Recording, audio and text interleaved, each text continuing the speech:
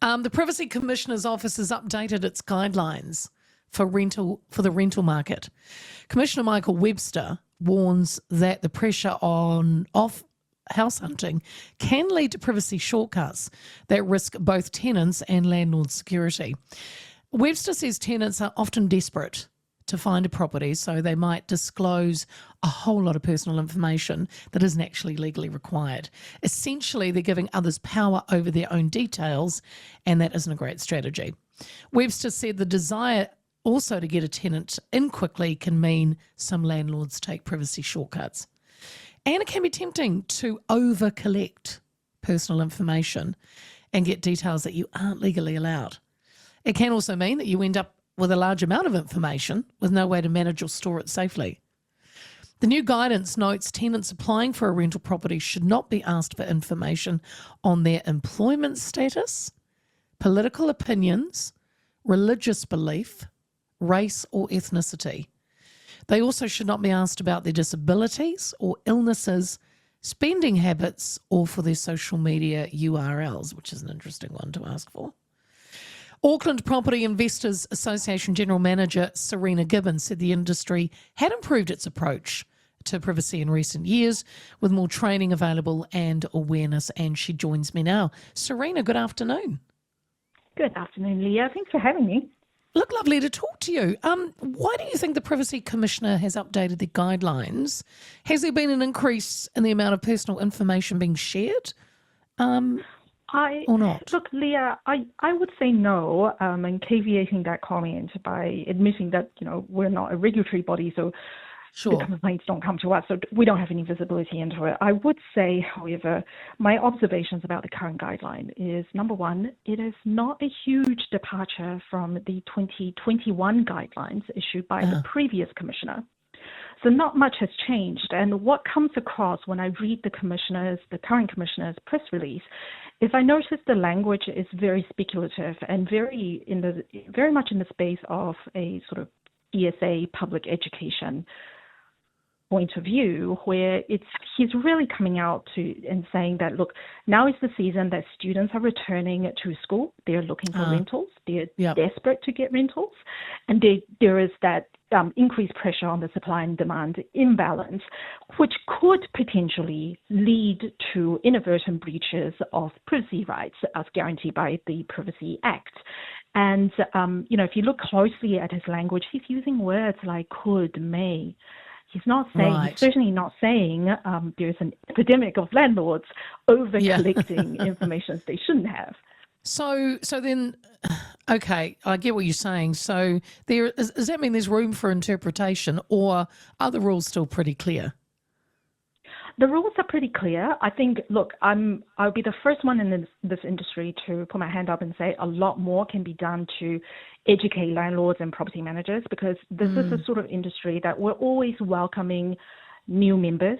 There's, those people who's been through the I would say the media snowstorm of the last iteration of the guidance back in 21 would have done a lot of training and upskilling to get compliant to that set of standards. And given that the documents are nearly identical, I imagine those industry veterans they're fine. So what we need to be worrying about are the people who entered into the industry in the last few years who may not have privacy front and center of their minds.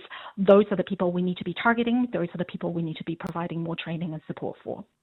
Sarina, I saw two separate documents, and one targeting landlords and the other tenants. Is that helpful? Because I think you think the language and approach is very different. Yes. Can you explain that? Yes, of course. So look, I think this is I don't want to be out here disrespecting the Privacy Commissioner's office, because I have a lot of respect for that office. The people, they work very hard. I think this is simply a legacy thing. I think we've had at least 3 iterations of the guidance documents that has been drafted this way. One standalone document for landlords and the other one for tenants. And the language and the tone had always been very, very different. So, this morning at another interview, I mentioned a classic example, which is to do with the taking of photographs during rental inspections.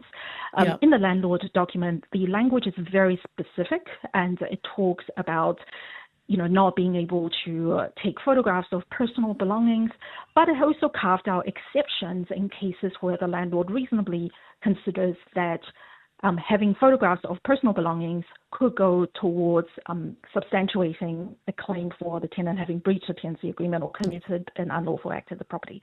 So that's very specific there.